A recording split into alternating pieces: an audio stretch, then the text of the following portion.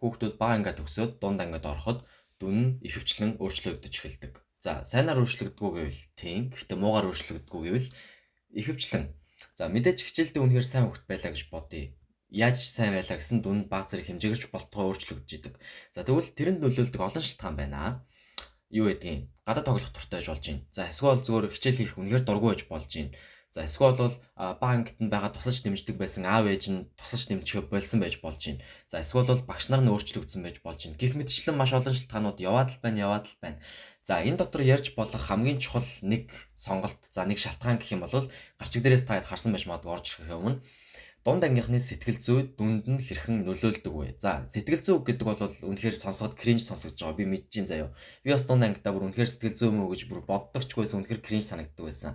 Гэхдээ одоо ингээд за их сургуульд орчлоо. Бодоод үзэнгүүт за үнэхээр яг бэд юм байна гэд бодож үзэж байгаа байхгүй нэг наантай цаантай бодоод үзэнгүүт. Хэрвээ чи дунд ангийн хүүхэд болвол за эсвэл бол яг дунд ангид орох гэж байгаа бол эсвэл бол юу гэдэг чинь дунд ангид дөнгөж төгссөн сургуульд байгаа хүүхэд болвол энэ бичлэгийг дуустал үзээрэй заяа.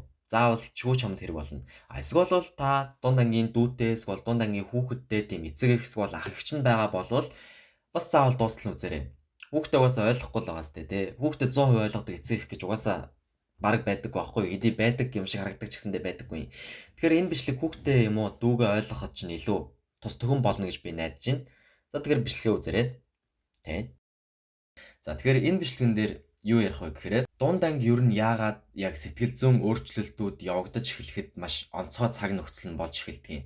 За тэгвэл хоёрт заяа яг яагаад тэр хүүхдүүдийн дүн сэтгэл зүгээс нь болоод унаад байгаа юм. Яг яагаад өөр юмнууд нь тэр дүн шиг нь илүү томоор өөрчлөгдөхгүй байгаа юм. За тэнгуүтээ сүүлд нь болохоор чи хэрвээ дунд ангид суралцдаг болвол хэрхэн тэр дүнгуудээ аврах вэ? AKA за буюу яг хэрхэн сэтгэл зүгээ тэ эрүүл ахуйгаар нь авч үлдэх вэ гэдэг зүйлсийг ярина.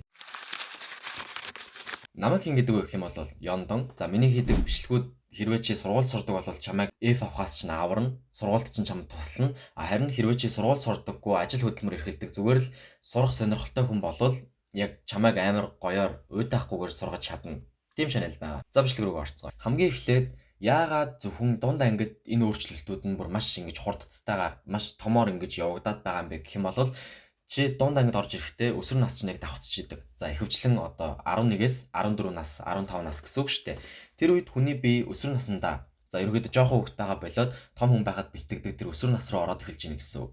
Тэгж ороод эхлэнгүүт хамгийн эхлээд мэдээж бие чинь өөрчлөгдөж эхэлнэ. Эрэгтэй хүүхд бол дуу хоолой чинь өрөвснө. Юу гэдэг эмэгтэй хүүхд бол хөвч нь орж эхэлнэ. Сарын нэмэгч ирж эхэлнэ гэдэг ч юм уу. Энэ мэтчлэн бие чинь маш их өөрчлөгдөж эхэлнэ. За үүний үндсэн шалтгаануудын нэг нь даавруудын өөрчлөлт байдаг байгаа. Даавар гэдэг бол бие чинь өдөртөн зохицуулж байдаг тэр бодисуудыг чинь нийлээд байгаа гэсэн үг. Тэр бодисууд чинь өөрчлөгдөд ирэнгүүт бие чинь үйл явц өөрчлөгдөд дагаад сэтгэл зүй чинь бас өөрчлөгдөд эхэлдэг гэсэн үг. За тэгээд эхлэнгүүт мэдээж чи том болж л байгаа юм чинь эргэн тойрон чинь байгаа хүмүүс чамайг яг хичээл номон дээр чинь ч гэсэндээ тавих хүлээлтээ өндөрсгөж эхэлнэ, тийм ээ. Бага ангид чинь хичнээн чи муу сурдагч байсан, сайн сурдагч байсан, дунд ангид ороод ирэнгүүт эцэг эхчүүдийн хандлага нөртлөөр болоод эхэлдэг. За миний хүүхэд том болоод байгаа юм чинь хичээлдээ сайжрах байлгүй дээ. За миний хүүхэд ухаантай болох байлгүй дээ гэх. Тиймэрхүү хандлагууд нэлээх болж эхэлдэг. За нэг гарсан судалгаагаар буюу за миний хэлээгүй үг шүү зөө судлаачдын хэлсэн үгээр сургуулийн орчинд байгаа хүүхдүүд болон өсвөр насныхны 10-аас 20% нь сэтгэл зүйн эмгэгтэй буюу сэтгэл түгшилтийн эмгэг эсвэл сэтгэл гутралч гэдэг юм уу тэр зэргийн сэтгэл зүйн эмгэгүүд маш түгээмэл анзаарчихсан байгаа. Яг тухайн хүүхдүүдийн 10-аас 20% гэсэн үг байхгүй. Тэгэхээр нэг ангид 30-аад хүүхэд байлаа гэж бодоход тэрнээс 3-аас 7 хүүхэд нь ч гэдэг юм уу яг сэтгэл зүйн эмгэгтэй байгаад байсан гэсэн тийм судалгаа гарсан байгаа байхгүй. За мөн энэ өөрчлөлтүүд дээр нэмэгдээд чиний бие чинь даавар өөрчлөгдөж эхэлдэг гэсэн штэ. За энэ дээр дагаад нэг хамгийн чухал даавар өөрчлөгдөж эхэлдэг нь мелатонин гэдэг даавар өөрчлөгддөг байгаа. Мелатонин нь ерөнхийдөө л яадаг вэ гэх юм бол чиний нойрны чинь цикл буюу чиний тэр нойрны чинь тойргийг байранд нь байлгаж идэг даавар байгаа байхгүй юу? Чи өдөржингөө сэрүү явлаа. Шүн чинь нойр нь хүрэх ёстой тий. Тэр нойрыг чинь хүргэж идэг даавар нь л мелатонин байхгүй юу? Гэхдээ өсвөр наснд ороод ирэнгүүт тэр мелатонин гэдэг даавар чинь оройтож ялгарч идэг. За яг жоохон байхад чинь ингээл 10-11 цаг болол ядраад эхэлдэг байсан тий. Тэгсэн чинь дунд ангид ороод тэхэ болцсон. 12 1 2 гэж ядардаг болоод эхэлсэн. Тэнгүүд ядрахгүй ам чинь унтахгүй. Тэгээд оройтож унтаад ангууд өглөө хичээл нь эрт эхэлсэн хэвээрэл байна штэ. За тэгээд энэ нойрны яг нойр багсалтаас үүдээд үүсэх асуудал нь гэх юм бол ядарч эхэлнэ. Ойлгомжтой штэ. баг унтаад байгаа юм чи ядарна. За тэгээд ядарснаас болоод анхаарал сарнилт үүсэж эхэлнэ. Анхаарал сарнилт үүснээс болоод зан ааш чинь муудаад эвдрээд эхэлнэ гэдэг ч юм уу. Энэ мэтчлэн ингээд энэ сэтгэл зүйн асуудлуудыг чинь тойрог нь ингээд гоё ингээд тойроод эхэлж байгаа аахгүй юу, нэг чөтгөрийн тойрог шиг тий. Тэнгүүд анзаарч эхэлж байна уу яг ингээд даавар нь оройд ч ялгардаг болсон гэд ингээд нэг тийм дадал зуршилгүй хүүхдүүд жоохон эвгүүтэд эхлэнгүүт хажууд нь өөр нэгэн судалгаанаас ямар үр дүн гарсан бэ гэхээр тогтсон дадал зуршилтай хүүхдүүдэд за судлаачд хэлсэн байгаа штэ. Тогтсон дадал зуршилтай хүүхдүүдийн сэтгэл зүйн өөрчлөлтүүд нь за тэр яг эвдрээд эхэлсэн хүүхдүүдийнхээс арай гайгүй үр дүн үзүүлсэн байгаа байхгүй юу? Юу гэдэг чи арай гоё ингээд тэгээ сэтгэл нь амар тайван ч юм уу гэж үзүүлсэн байгаа юм. Жишээлбэл тэр тогтсон дадал зуршилт гэдэг маань зүгээр л унтдаг тодорхой цаг, юу гэдэг чи 10-аас 11 цагт унтнаач гэдэг юм уу. Эсвэл бол тогтсон хоол иддэг цаг. За оройн 6 цагт орой олоо манай гэр бүл иддэг гэдэг ч юм уу. Дараагаар нь юу гэдгийг суралцах цаг, дасгал хийх цаг гэдэг ч юм уу. Ингээд тогтсон дадал зуршилтай нэг зүйлээ нэг цаг хийгээд зуршилсан хүүхдүүд болвол за үнэхээр яг сэтгэл зүйн доктортой байдал ингээд байгаадсан аахгүй юу. За саяны ярьсан зүйлсүүдээр нэг жишээ авъя л та. Яг маргааш нь хичээл орох өдөр байсан ч гэсэндээ чи өчигдөр шөнө нойр хүрэг болохоор уцаа үзэж хагаад 3 цаг гэж унтсан гэж бодъё заяа. Маш орой байгаас тээ. За тэгмүүд өглөө танах хичээл ордог байлаа гингүүд чи 6 цагаас юм уу 7 цагаас сэрнэ тээ. За эсвэл бол тэр хавцаа ч юм уу. За тэгээ сэрэнгүүтээ чи шууд боссонгүй. Яг угаасаа босмааргүй шүү дээ. Ядраад байна те. Тэгсэр нойр хөрөхгүй байна. Тэнгүүд юу их вэ? Мэдээж хамгийн ойрхон байгаа хамгийн амар амгалан зүйл буюу утсаа оролдож эхэлнэ. За тэгж утсаа оролдож жагаад бусдаг цагаас оройдчлаа. 7:30 ч юм уу. За тэгээ оройдож босонгууд яах нь вэ? Өглөөний цай мэдээж алдагдсан шүү дээ. Угаасаа л яг хоцрохгүй тулд нэг золиослж болох зүйлээ золиослно. Өглөөний цай. За тэгээд өглөөний юм идэхгүй яваад хичээлдээ яваад очингууд яах вэ? Үлснэ. Үлсгөр яах вэ? Уур хүрнэ. Уур хүрхээр яах вэ? Анхаарал сарнихгүй. Анхаарал сарнихгүй болохоор яах вэ? Хичээл хийхгүй. Энэ мэдчлэн ингэж явсаар байгаад энэ балиар чөтгөрийн тойрогч нь давтагдаад байдаг байх нэ. За 2 дугаар хэсэг рүү оръё. Сая хэллээ штэ ингээл сэтгэл зүйн ингэдэг тэгдэг ба хэвээр оройтож унтна ба гэж ярьлаа штэ. За тэгвэл одоо хэдүүлээ ингээ миний гаргаад ирсэн цэгнүүдийг холбоод за тэгвэл энэ зүйлс хичээл дээр яаж нөлөөлдөг юм те. Дунд ангийнхны хичээл номонд нь яг яаж нөлөөлөд байдیں۔ Гэдгийг жоохон ул үндсэлтэйгээр яг суйртайгаар ингээд холбоё заяа тэр цэгүүдийг. За хамгийн эхлээд би сая зөндөө хэлсэн шүү дээ. Анхаарал сарнилт маш ихээр явагддаг гэдэг. Анхаарал сарнилт болон анхаарал төвлөрөлт, анхаарал хандуулах тэр цаг нь өөрөө багасаад эхэлдэг. Бүр аимшигтайгаар багасдаг заяа. За нэг судалгаагаар бас үзүүлсэн байгаа нь яг одоо ядарсан, ууралсан юу гэдэг чинь гонигтай байгаа. За эсвэл бол өлссөн байгаа гэдэг ч юм ингээд нэг тийм доктортой биш байгаа хүүхдийн анхаарал төвлөрөх хугацаанд яг тэр доктортой байгаа хүүхдтэйгээ харьцуулахад бүр 5-аас 10 дахин бага байна гэсэн судалгаа байгаа байхгүй юу.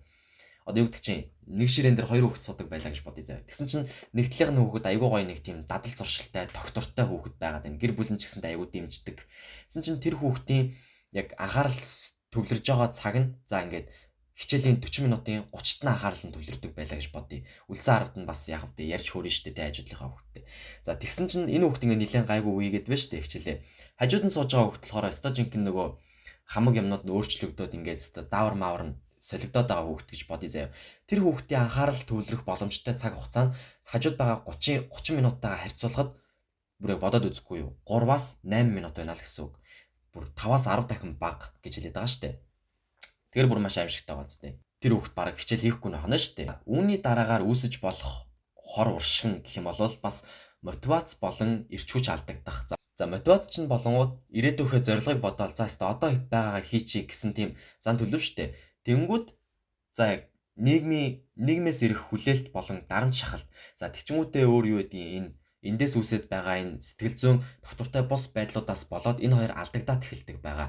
Одоо юу гэдэг чинь хамгийн наацхан жишээ нөх юм бол гэр бүлийн докторгүй байдал. Эсвэл бол юу гэдгийг найз нөхдийн бас докторгүй байдал. За эсвэл бол найз нөхөд байхгүй бол юу гэдэг чинь бусад хүүхэд чамайг дээрлэхдэг, бүлэддэг ч юм уу те. Тэр зүйлс чинь ингээд цуглараад ингээд нэг юм бул хар чулуу шиг болоод ирэнгүүт чи тэр бул хар чулууг дийлэхгүй усан живж байгаатай ялгаагүй байхгүй юу?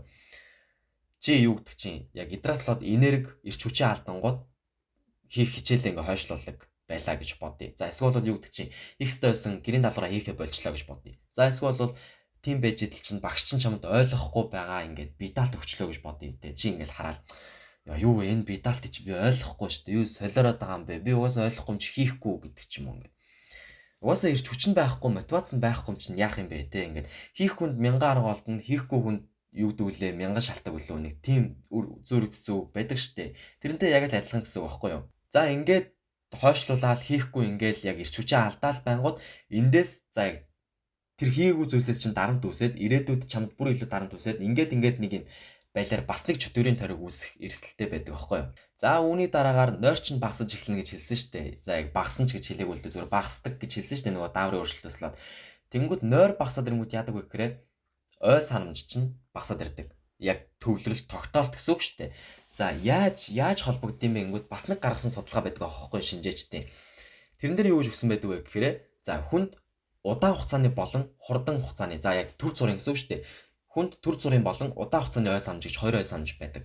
Хамгийн эхлээд за чи өнөөдөр нэг ном уншлаа гэж бодъё. Тэр номоо чи яг уншсан даруйда чиний тархич нь яг тэр төр хугацааны ой санамж руугаа хадгалж идэг. За тэгээ шөнө болоод унтчих явцад чинь за яг энийг тогтооод аваарай. Заавал унтчих явцад чинь шүү. Унтаж байх явцад чинь чиний тархи чиний өдөржингөө боловсруулсан мэдээллийг дахиад шүүж идэг. За яг тэ ингээл энэ хэрэгтэй юу? Энэ хэрэггүй юу? За хэрэгтэй бол урт хугацааныхаа ой санамж руу ичи. Хэрэггүй бол мартаад яг мартчихъя. Гэт ингээд ангилж идэг гэсэн үг. За тэгээд чи яг тэ тухайн өдөр ингээл цээжилсэн маш чухал ингээл хичээлийн холбогдлолтой мэдээллүүд байлаа гэхэд тэрийг тархич нь унтчих явцад чинь урт хугацааны ой санамж руу чинь хийж идэг байхгүй юу? Тэгчингүүд чиний нойр багасаад ирэх юм бол ямар эрсдэл гардаг вэ гэхээр тэр ангилж ялгах үйл явц чинь яг чанаргүй явагддаг л гэсэн үг байхгүй юу? Чи яг хэрэгтэй хугацааны нойроо авч чадахгүй баг унтаад байнгут чиний тархич нь тэр мэдээллүүдээ бүрэн гүйцэд ангилж чаддаггүй. Ангилж чадахгүй болгонгууд яах нь вэ? Ихэнх мэдээллийг мартах нь шүү дээ, тэ. Тухайн өдрөө чиний хэрэг хичээл хийсэн, хэрэг хичээлээ яг судалсан, уншсан байх чинь хамаагүй. Чи тухайн өдрийнхөө оройн нь хангалттай унтахгүй болов чиний тархич нь тэр мэдээллүүдийг удаан хугацааны ой санамж руугаа яг хийхгүй байх нь байна. За дараагаар нь юу үсч болох вэ гэх юм бол за дааврын өөрчлөлтүүдээс хамаарал ингээл яг нойр мойр яадаг те ингэдэг тэгдэг гээл ерөнхийдөө л яг дадал зуршил яг алдагдаж эхлэх бүр алтан боломж гэд хэлээд нь штэ. За тэнгууд дадал зуршил алдагдаж эхлэхээс юу үүддэг вэ гэхээр сэтгэл зүйн ядралт гэдэг нэг зүйл явагддаг. За сэтгэл зүйн ядралт гэдэг маань биеийнхаас арай ялгаатай нь чиний сэтгэл зүй чинь ингээд тархич нь ядраад яг юм хийх хүсэл чинь бүр ингээд унтраад эхэлдэг гэсэн үг байхгүй яг гэрэл унтарч байгаа юм шиг. За энэ дээр яг жишээгээр тайлбарлаад өгье заяа. Чи нэг юм компани ажилтдаг ажилтан байлаа гэж бодъё. Тэгсэн чинь танай захирал чинь айгүй тийм нэг юм хайнга нөхөр байлаа заяа. Яг ингээл нэг юм тогтсон цаг чамд байдаггүй. За ингээл ихэнх компаниуд чинь хэлдэг штэ. Өглөөний 9 цагт ирээд оройны 5 цаг хүртэл ажиллая шүү гэж хэлдэг штэ. За тэнгүүд танай захирал яадаг вэ гингүүд за яг төсөлж байгаа штэ. Танай захирал яадаг вэ? Өнөөдөр 8 цагаас ажилламаар байна. 8-аас өнөөдөр 12 хүртэл ажил. Гиснээ маргааш нь үгүй өнөөдөр 2 цагаас ажилламаар байна. Өнөөдөр 2-оос шөнийн 12 хүртэл ажил. Гэдэг ч юм уу ингээд бүх зүйл нь ингээд нэг тийм сонин нэг юм тогтцсон зүй тогтол байхгүй. Өнөөдөр өглөө ажил. Маргааш шөнө ажил. За нөгөөдөр яг бүтэн өдөржингөө ажил гэдэг ингээд нэг юм ямар ч тогтсон зүйл байхгүй байхад чи цаанаасаа ингээд ядарч эхэлнэ те. Тэр ажлаа ингээд юу гэдэг чи ингээд дургу болж эхэлнэ хийх дургу болж эхэлнэ. Яг өсвөр наснд дадал зуршил алдагдаж эхлэхэд нэг алдаа нь тэр байдаг аахгүй яг сэтгэл зүгээр ядраад эхэлдэг. Яг ингээд дадал зуршил байхгүй болоод эхлэнгүүд бүх зүйл замрааг болоод эхэлдэг те. Ингээл за ягста энийг хийчээ, тэрийг хийчээ гэд ингээд нэг юм ба гэд ангууд тэр хийх ёстой юмнууд дундаа төөрөөд яг юу ч хийгээгүй юм шиг мэдрэмж төрөөд за тэнгуүтээ сүүл рүү өстой жинхэнэ сэтгэл зүй чинь ядрангууд юу ч хиймээргүй санагдаад эхэлдэг аахгүй юу. За тэгээд хамгийн сүүлийнх нь биш л дээ. Миний хэлж байгаа үр дагавруудаас хамгийн сүүлийнх нь өөрийгөө тусгаарлаж эхлэх болцсошгүй. Өөрийгөө тусгаарлаж эхлэж болно хүүхдүүд. Яг тэр дунд ангийнхан гэсэн үг шүү дээ. Яадаг вэ гэх юм бол за тэр үед чинь хүүхдүүд чинь нэг нэгнээ дээрлэх тохиолдол бүр маш их байдаг те. Эсвэл бол сая хэлсэнчлэн яг нийгмээс ирэх хүлээлт ингээд өндөрсчдөг. За хичээлээ хийндэ гэл ингээл өндөрсөд идэг. Хүлээлтээ өндөрсөд идэг. Тэр бүхнийг мэдээж дунд ангийн хүүхдийн тархич нь яг гүйцэд өсөж, боожиж амжааг байгаа штэ. Тим чин тэрийг яг зөөр хүлээж авч чадахгүй байгаа. Яг 100% за хэвээр би хэвээр ингэн тэгнэ гэд амбицлахаар хүлээж авч чадахгүй. Тэнгүүт яадаг вэ гэхээр аргачлаад эхэлдэг. Ингээл яг сэтгэл зүгээр гэсэн үг шүү дээ мэдээж биеэрээ биш те солиорцсон. Сэтгэл зүгээр ингээд ухраад байдаг. За яг өөрийгөө тусгаарлаж эхэлнэ л гэсэн үг байхгүй юу гэдэг чинь таньдаг найзуудаасаа гэр бүлээсээ эсвэл юу гэдэг чинь багш нараасаа гэдэг чинь энэ хүмүүсээс өөрийгөө ингээд тусгаарлаад эхлээд байдаг яг удаанаар штэ те яг нэг өдлөө босч ирээл тэгнэ гэсэн үг байхгүй удаанаар их хөвчлэн. За тэнгууд эндээс нэг шинжлэгийн ухаанчдын гаргаж ирсэн судалгаа нь болохоор энэ дотор хамгийн их нөлөөтэй явж идэг зүйл нь дээрлэхэлт гэдэг зүйл явж исэн байгаа байхгүй. Дээрлэхүүлсэн яг хүүхдүүдийн зөвхөн дунд ангийнхны ч гэлтгүү за ихэвчлэн дунд ангийнхан байсан ч гэсэндээ яг дээрлэхүүлж байгаа хүмүүсийн 80-аас 90% нь сэтгэл зүйн эмгэгтэй болж яг сэтгэл зүйн эмгэгийг өөртөө ингэж гаргаж ирсэн байгаа байхгүй юу. Жишээлбэл яг сэтгэл түгшил. За эсвэл бол тэр стажинг яриад байгаа сэтгэл готрал гэдэг зүйлс чинь дээрлэхүүлж байгаа. За эсвэл бол ингээд өөрийгөө тусгаарлаж эхэлсэн хүүхдүүдийн донд бүр аим шигэн түгмэл байсан байгаа буюу 80-аас 90% нь байсан байгаа юм. За тэгээд сая баахан үр дагавруудыг ярьлаа шүү дээ. Ингэж болно ба гэл. Тэгчмүүд эндээс яг тэр дунд ангийн хүүхдүүдийн хувьд бодож эхэлдэг хамгийн түрүүнд бодож эхэлдэг зүйл нь юу вэ гэнгүүт за би угаасаа тэнийг юм чинь угаасаа яг сураад яах вэ? Би угаасаа л ойлгохгүй шүү дээ. Би угаасаа чадахгүй шүү дээ гэдэг нэг юм түгээмэл балиар залхуу бодол гарч ирдэг заяа. За мэдээж энэ бодож байгаа бодол чинь тэр хүүхдүүдийн буруу 100% бол биш. Гэхдээ энэ маань минийсэн шиг маш залхуу бодол байгаа юм. За яагаад гэдгийг нь одоо тайлбарлаад өгье. Хамгийн ихэнд хэлэхэд байна штэ. За яг дунд ангидаа тэнэг гэж өөрийгөө бодох нь бүр аим шигэн ингээ үзэгдэл заяа. Бүр чиний бодож байгаагаас чинь ингээ үзэгдэл. Бараг та хэрвээ насанд хүрсэн ажил хөдөлмөр эрхэлдэг эсвэл дунд ангийн хүн зүгээр л биш л бол дунд ангийнхны бараг 95%, за бараг 98% нь өөрийгөө тэнэг гэж яг ямар нэг үед боддог заяа дунд ангидаа. Тэр нь болохоор маш бүр энгийн зүйл. Яг зан төлбөрийн өөрчлөлт явагдаж эхлэх нь эсвэл болон түрнээс гадна за дүн унаж эхлэх нь энэ бүгд маань яг бүгдээрээ амар энгийн зүйл. Яг дунд ангид явагдаж эхэлдэг. За гэхдээ за энэ гэхдээ бүр амар том шүү заяа. Гэхдээ энэ зүйлийг энгийн гэд орхих нь өөрөө бас энгийн бос зүйл аахгүй юу?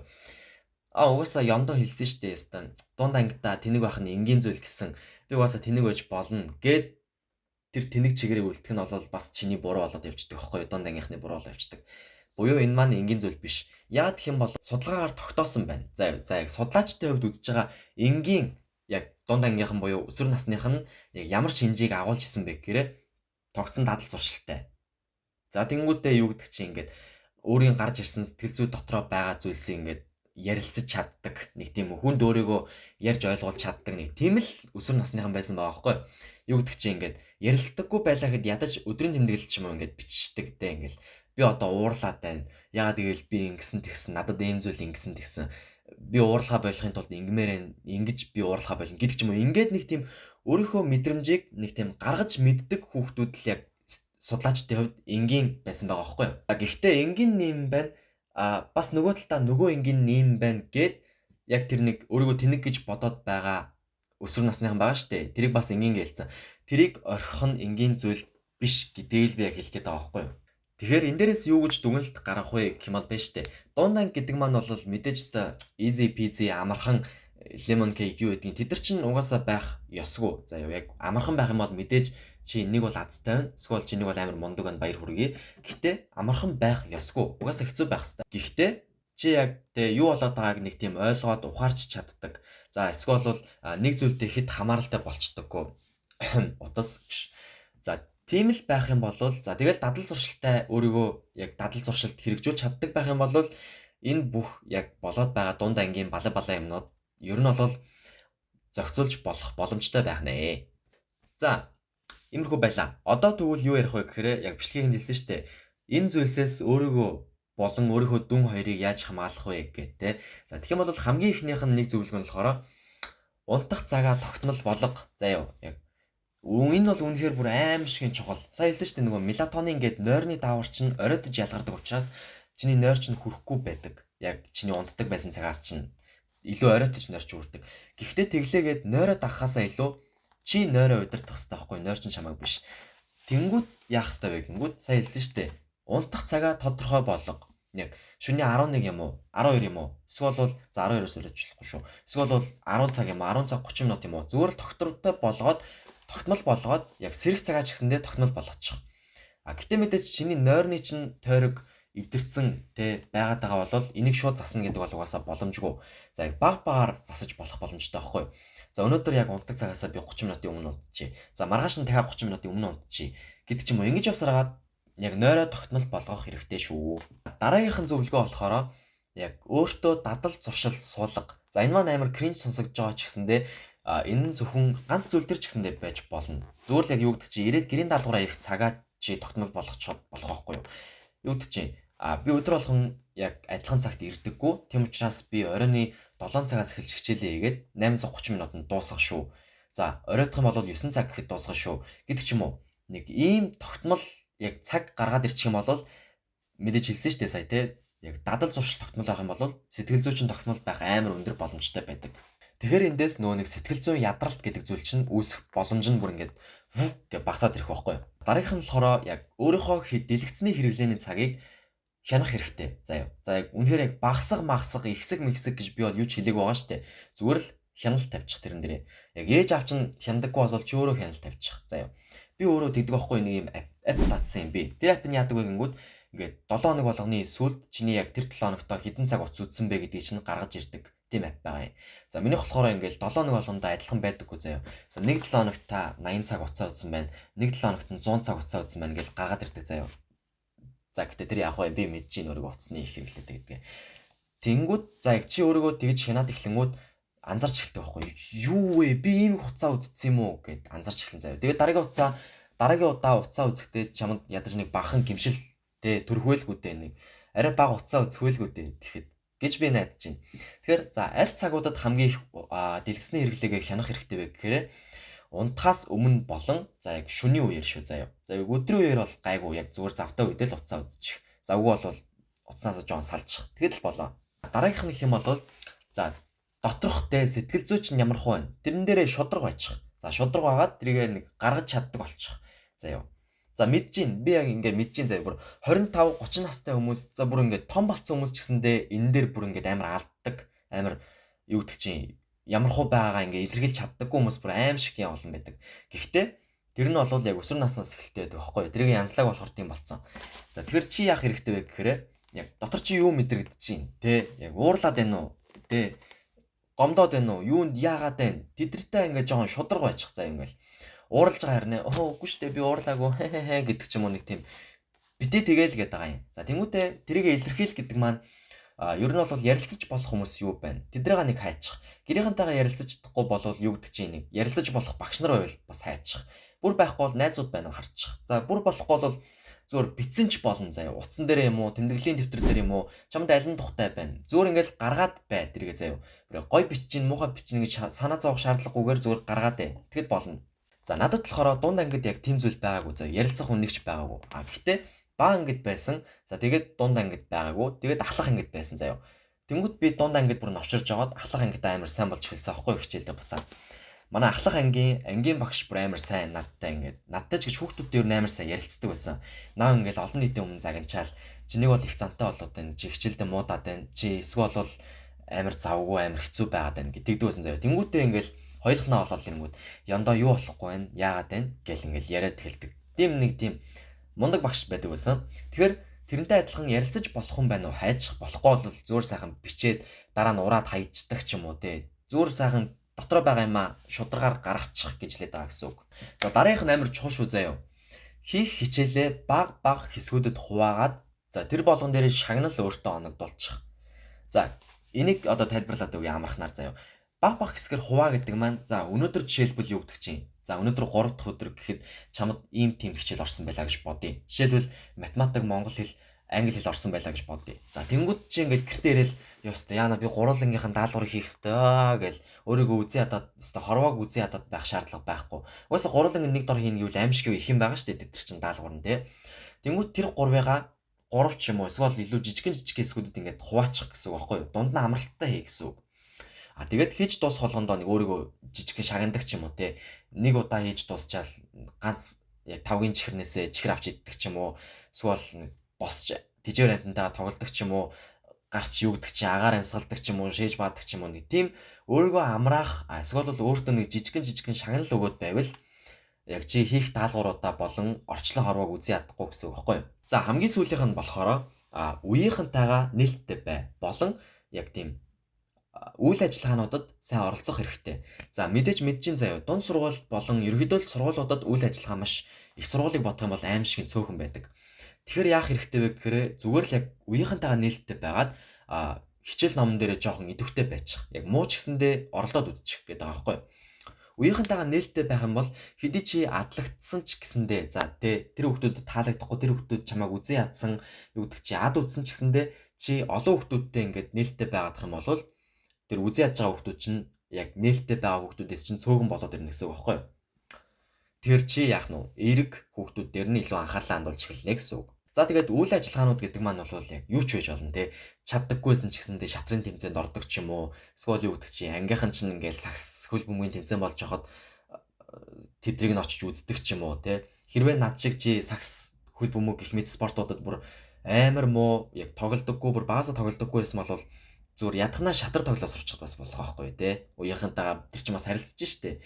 Нэг иймэрхүү байгаа. Тэгэхээр бүх зүйлийг дүгнээд хэлэх юм бол нэг иймэрхүү байна. Чиний сэтгэл зүйч нь чиний дүн гүүдтэй бүр аимшигтай холбоотой байгаа нь штэ. Хэдий тэгж бодож байгаагүй ч гэсэндээ. Яг гэдгийг нь саяны яг зөндөө ярьсан юмдаар тодорхой болголоо те. Гэхдээ яг нэг зүйлийг сануулах юм бол дахиад сануулъя заяа. Чиний яг те сэтгэл зүйч нь чамайг удирдахгүй. Чи сэтгэл зүгөө удирднаа гэдэг нэг зүйл байгаа байхгүй. Тэгэхээр миний хэлсэн зөвлөгөөнүүдээс бүгднгийн шууд туршиж үзээд авах шаардлага юу ч байхгүй. Зүгээр нэгийг нь л эхлээд туршиж үзэхэд болно. Юу гэдэг чинь эхлээд энэ 7 хоногтоо унтдаг цагаа 30 минутаар хойшлуулад за яг 10 цагт унтдаг байлаа гэхэд 9 минут 9 цаг 30 минутанд унтдаг ч юм уу. Зүгээр л яг нэг зүйлийг нь л туршаад үзээд хэрэгжүүлэхэд болно. За тэгэл яг те алхам алхмаараа ингээл өөрийгөө сайжруулаад явах болох нь шүү дээ. Эсвэл та яг те насанд хүрсэн дунд ангийн дүүтэй эсвэл хүүхэдтэй ч юм уу тийм хүн байсан байгаад энэ бичлэгийг үзсэн болвол хүүхэд чинь нэг иймэрхүү байдгийг шүү гэдгийг л би сая ярьж өглөө штэ тий. Тэгэхээр дунд ангийн хүүхэдтэй бас багч гэсэн хайрлаарай л гэж одоо хэлье да. Өстой манай хүүхэд шалгалтууд дээр дандаа 100 авдаг гэсэн 95 авцсан байна гэдээ уурлаад байх ямар ч шаардлага байхгүй шүү заяа. Дүн муудах чинь угаасаа энгийн зүйл гэдэг угаасаа сая зөндөө хэлсэн. За тэрийг сайжруулахгүй үлдэнэ гэдэг нь л энгийн бос зүйлээ гэдгийг бас тайлбарлаж өглөө шүү дээ тий. Тэгэхээр тий хүүхэдтэй анхаарал хандуулаарай. Яг өстой. Манай хүүхд том болж байгаа. Тэгээд зөндөө орхичихноос буруу. Таны зүгээс буруу зүйл гэсэн үг байхгүй. Тэгэхээр тийм байла. Тэгэхээр дунд ангийнхандаа бусаад хандаж хэлгээд хичээлээ сайн гэрээ. Хичээл чи эхэлсэн явж байгаа шүү. Тий. Баяр таа.